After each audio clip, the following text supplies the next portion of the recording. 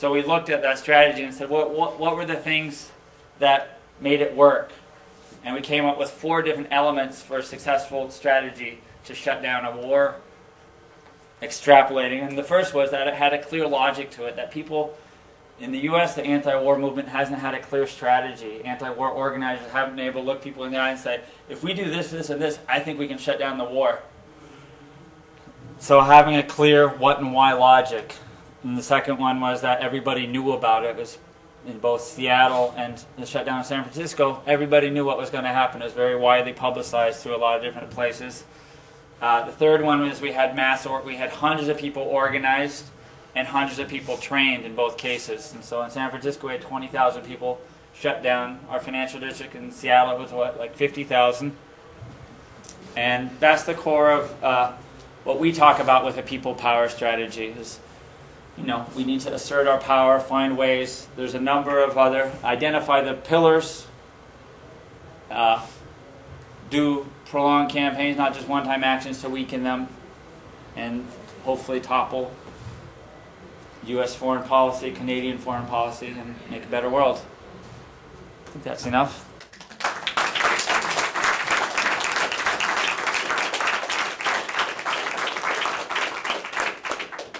Great, thank you very much, David. I think we all agree that was a tremendously valuable presentation.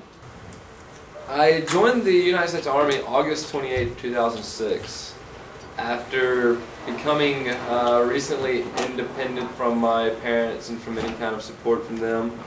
And I was needing, I needed a job, I needed a career path, I needed college money, and I had no access to any of that. My family and I weren't really on good terms at the time, so I wasn't expecting any help from them, nor wanting much of it. And I kind of just started thinking about the Army. I remembered all the recruiters when I was in high school. Constantly you'd have recruiters coming into your classroom to talk to you. You would have to go take the ASVAB test every year during school. Once you're in high school, you took it's a military test that basically tests all of your knowledge to tell you what kind of job you would fit into once you're in the military. So I knew a lot about the military. I knew that my family had a long history of military service, all the way from the Revolutionary War to more recently, I guess, Vietnam would be Desert Storm. And I started looking into the Army. I actually walked into the recruiter's office for the first time that I went to look at it. I'd been contacted before, but I was never really serious until that point. What I found out was that I could receive up to $30,000 in a signing bonus. I could receive up to $40,000 in college benefits, college money, and training for future career opportunities is what they told me it was.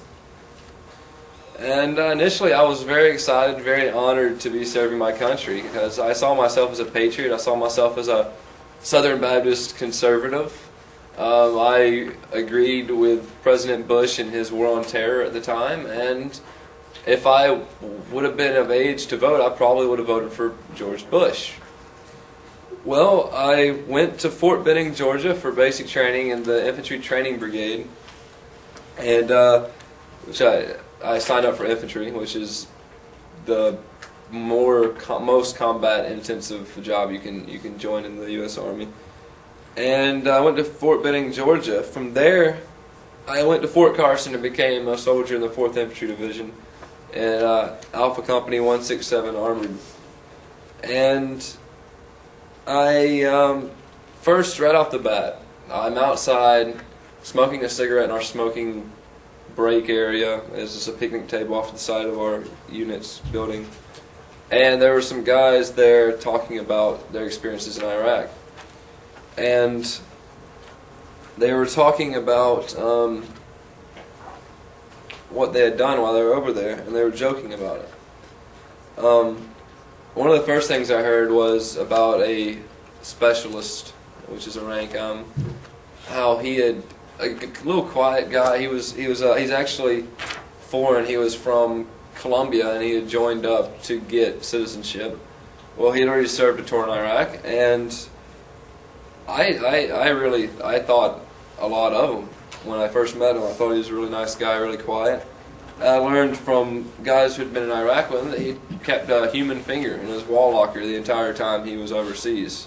I learned about children being run over with Bradley tanks. I learned about, or I heard about a sergeant in my unit, how he shot a doctor, an elderly man in a back alleyway, because the man was out after curfew. When he asked him, "What are you doing after curfew out here?" the guy said, "I'm going to deliver a baby. There's an emergency. There's a woman having a child. I need to be there to help." And he shot him dead out of suspicion of planting IEDs.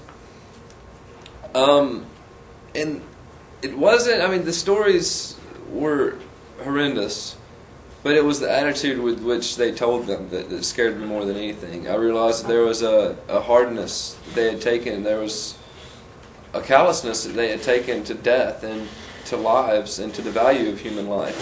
And they no longer respected human life. And as soon as I recognized this, I knew there was something that I had to do. I knew that there was no way that I could let myself get to that point. So I started a period of hardcore rebellion in my life. I was away from my family for the first time, really far away from my family for the first time, where I had no influence from them at all. Hardly no communication.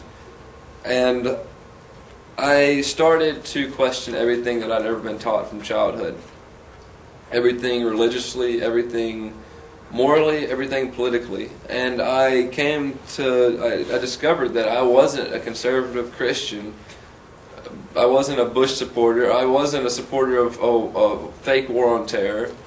And I didn't even believe in America anymore at this point. I didn't even believe anything that I had been told. And I started reading up on the internet. I started seeing things, and I couldn't believe how blind I'd been for so long. So I applied for conscientious objector status, which is the process you take when you are declaring that you cannot harm another human being. You are a pacifist. And it is not a political statement, it is a spiritual statement. For if you say you're doing it on a political basis, you will never get it. It's automatically denied. So I had to make up some. I told them that I was pagan. I think I told them that I was. I did all this research and found a religion that I could be a pacifist in, and told them that's what I was, so I could get out.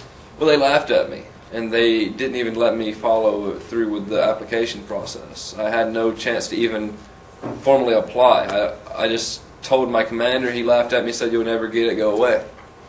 So I bothered him for about 3 weeks. I bothered him. Like every chance I got, I would mention, "Hey, I want to be a conscientious objector." And they would just say, "Okay, we'll get you to a chaplain as soon as we can." Well, I knew that it was going to get nowhere. They were just waiting until we would go into our training before our deployment, which at that point I wouldn't have a chance, because we'd be in the field for long periods of time, and I would never get the chance to see a chaplain to talk to him about my decision. So I started doing some research on my own, and I was talking to a friend, a civilian, in Colorado one day. It was on the weekend, and I was off post, just hanging out with some friends, and he said, "Hey man, I saw a video about on PBS, Public Broadcasting System, saw a video about about soldiers going to Canada." I was like, "What?" It's like, "Yeah, there's these guys called war resistors going to Canada that are they're declaring they don't want to fight." And I said, "Oh, that's cool." I kind of blew it off. I was like, maybe, you know. Well, I went home and I got on my computer and typed in AWOL in Canada on Google, and I found a website that gave explicit directions of how to do it, of how to get into Canada. So a week later, I was headed to Canada in my car with a friend. Took about 4 days to get here, and once I got here, apparently my email had been tapped into, and my parents had actually called the border and called the Army. The Army had called the border, and the border was waiting on me. The border guards were there, and they immediately detained me. Locked me in an interrogation room is what I called it, because that's what it was. and drilled me for the better part of 7 hours about why I should stay in Canada and why they should not send me back to the United States to my unit. Till I said I would like to be a refugee. And then they let me stay in Canada, but they put me in jail for 2 days, so at least I got into the country. Since I've been in Canada, though, it's been quite a terrific experience. It's really hard to describe. Just the feeling of gratitude I have towards the Canadian people and towards you all for showing up to events like this, and to you all for caring. It seems like there are a lot of people back in the United States who couldn't give a hoot, or they don't care. I know that's not true, but that's the majority of responses I've gotten from the United States, from people in the United States, have been negative. But with the Canadian people, I could count on one hand the amount of negative responses I've gotten from Canadian people while I've been in Canada. I've been here for the better part of 4 months now. It's been great. I mean, the support is outstanding. The people, you all are so awesome and wonderful, and I would just like to thank you all for supporting us. And I would like to ask you to keep supporting us, and don't give up, because we shall overcome. This fight is just beginning, and it's just getting started, so hang in there, because it's going to get big. So thank you.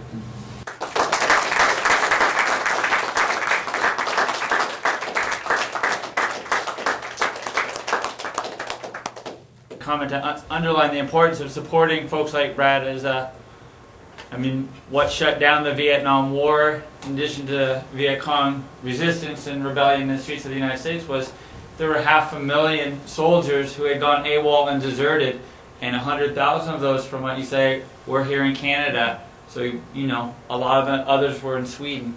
So how much capacity there is to make space for Brad so that they're here, being patriots and standing up for our Constitution, and not in Iraq violating international law, is how quickly the war's going to stop. That one in particular. I've noticed that too in Canada, that the deaths of soldiers are played upon hugely by the media. I saw a program the other day on, I can't remember what program it was or what station, but it was like it was just like they showed all the photos of all the soldiers, like a photo montage of all the soldiers who had been killed, and they did like short descriptions of some of their lives, and they had family members on talking about them. And I think it's just a process. I think it's part of the process of making Canada more militarized. It's more, it's hard. It's kind of like hardening the Canadian people, preparing them more for more death. And that's scary, but it's. I don't know. I can't say how we should look upon this media coverage of death. It's truly saddening, that a soldier died over there.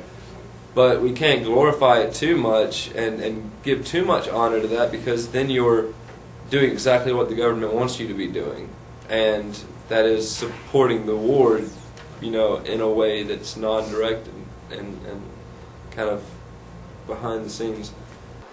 Well, something I didn't mention was I was being sent, something else that very much affected my decision, was I was being sent to the border of Iran and Iraq.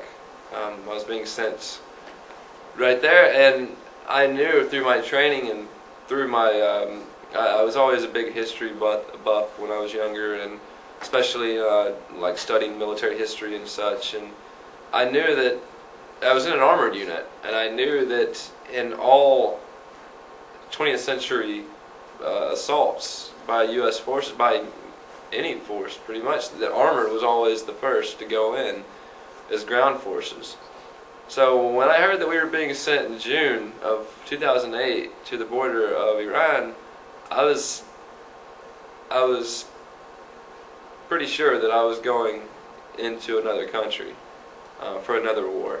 So that's another, that had another big determining, that was a big determining factor for me also.